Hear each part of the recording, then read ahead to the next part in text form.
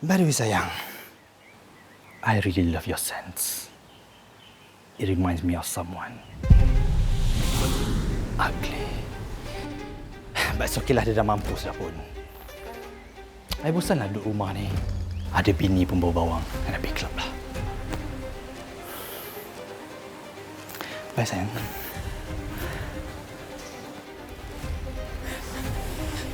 Cik Marisa. Cik Marisa, saya... Mama I pesan apa? Mama I pesan apa? Jangan dekat dengan husband I. Jangan bercakap dengan dia. Jangan pandang mata dia. Walaupun sepatah perkataan. Betul. Tapi buat apa? Cik Marisa, saya minta maaf. Sumpah, saya dah cuba elak dah. Tapi Tuan Ali tetap nak apa-apakan saya. Saya minta maaf. Saya dah buat semua benda tu. It's okay. I dah nampak semua. I trust you. Ni kali dengar cakap I. Kalau you nak bekerja lama dekat sini.